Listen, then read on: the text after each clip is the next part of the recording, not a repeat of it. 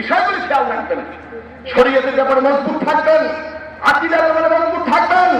আজকে ঘোলা পানিতে মাছ শিকার করা হচ্ছে, বলা হচ্ছে কি ঐক্য ঐক্য আর ঐক্য। আমরা কি ঐক্যের বাইরে? কোনদিনও না। আমরা ঐক্য চাই। ঐক্যটা কেমন হবে? ঐক্যটা কেমন হবে? ইস্যু ভিত্তিক ঐক্য, ঠিক কিনা বলেন?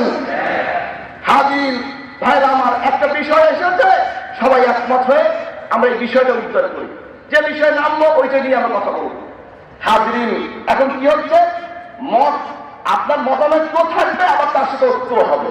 কি এটা কি হতে পারে? কি হতে পারে? এটা সাংঘর্ষিক কথা, এটা সাংঘর্ষিক কথা। মতামত সহ ঐক্য, এটা সাংঘর্ষিক কথা। কারণ কথা হচ্ছে মতামত সহ অর্থ কি? ওনার মতকে আমি মানলেই আমাদের কাছে মিলছি। কি কথা বল না? রসুলকে, রসুলের তো ভুল ধরছে, কোরআনের যে ভুল ধরছে, আল্লাহ যে ভুল ধরছে, ভাইরা আমার, কোনদিন কি তার মতকে মেনে কি ঐক্য করা যায়? হিসাব মনে রাখবেন, সুবিধাবাদী ঐক্য আছে এখন। আমাদের নাম পেতে বড় একটা নাম বিক্রি করে বিভিন্ন রকম পায়তারা করছে। এ সমস্ত মুনাফিকদের সাবধান থাকবে, স্পষ্ট করে দিলাম আমি। দরবারকে দেখা কিনা কেউ করবেন না।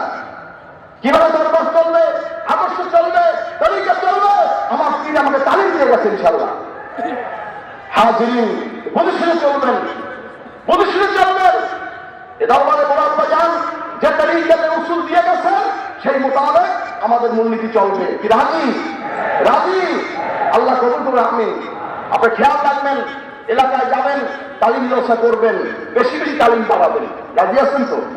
দাওয়াত দিবেন। একটা তালিম জলসা হচ্ছে জমিয়তুল্লাহর নেতৃত্বে, দাওয়াত দিয়ে আরো 5 জনকে ডাকবেন, পেটকে 5 জন করে নিয়ে আসবেন। হাজিরিন, এভাবে করে আস্তে আস্তে যেখানে দাদা হুজুর করে বলেছেন, যেখানে আমার 3 জন মুরিদ আছে, সেখানে একটা সংগঠন করবে বাংলাদেশ জমিয়তে হিজবুল্লাহ, তালিমি সংগঠন।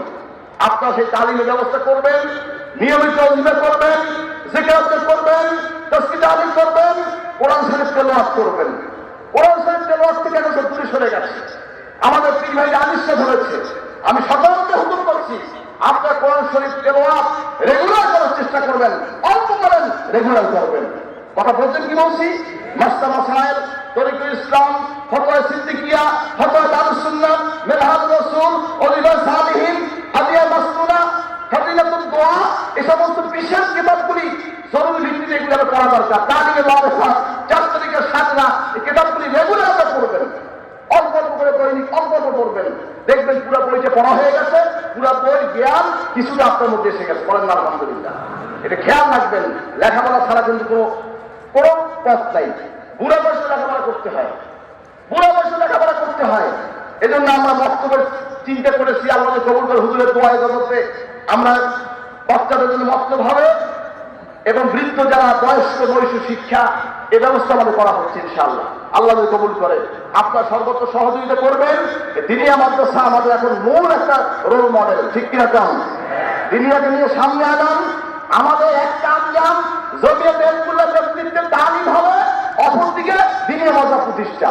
কয়টা কাজ? বলেন কয়টা কাজ? এই কাজগুলো বলেন কয়টা কাজ? এই 2টা কাজ আমি দিলাম আপনাদেরকে। জমিয়তে হিজবুল্লাহ তালিমি জলসা, আরেকটা হচ্ছে দিনিয়া মাদ্রাসা। এই 2টা কাজ আমাদেরকে আঞ্জাম দিতে হবে এখন। এছাড়া এলমে দ্বীন সুন্নাত দেখবে না, ঠিক কিনা কম? আমাদের সিলসিলাকে আদর্শকে টিকিয়ে রাখতে হবে। এই দিনিয়া মাদ্রাসার বিকল্প, তালিমি জলসার বিকল্প অন্য কিছু নাই। এজন্য আমি আপনাদের সকলকে অনুরোধ করছি, হযরত বিশ্বাস কুমার ওসিয়ত মোতাবেক আপনার দিনিয়া মাদ্রাসা, তালিমি জলসা, জমিয়ত হিজবুল্লাহ আঞ্জামের কাজ চালিয়ে যাবেন। কি রাজি আছেন? কে কে রাজি দেখতে চাই? নারে তাকবীর। আল্লাহ কবুল করবে। আমি হাজিরিন, পীর ভাই মহব্বত রাখবেন, আপন ভাইয়ের মতন। আপন ভাই যেমন মহব্বত করে, তার চাইতে মহব্বত রাখবেন। কোন রকম দলাদলি বাজাবাজিতে কেউ জড়াবেন না। পরিষ্কার বলছি, কোন পীর ভাই কমিটি নিয়ে কোন দ্বন্দ্ব করবেন না। আপনারা মিলেমিশে চলবেন। যদি কোনো সমস্যা হয় কেন্দ্রে যোগাযোগ করবেন, আমরা এই বিষয়টা সুরাহার চেষ্টা করব।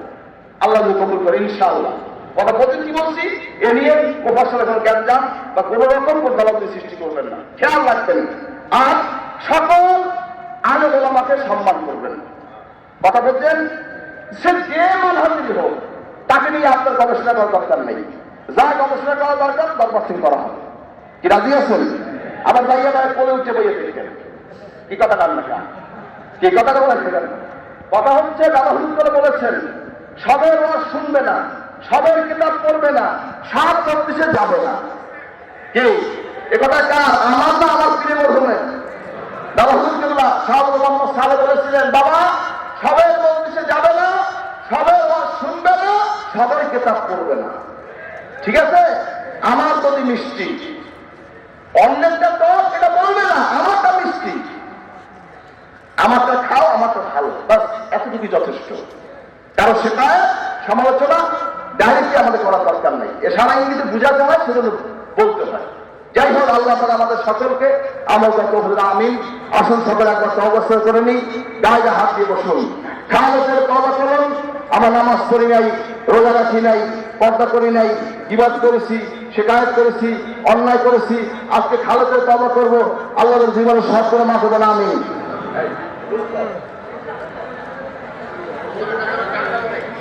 সকলে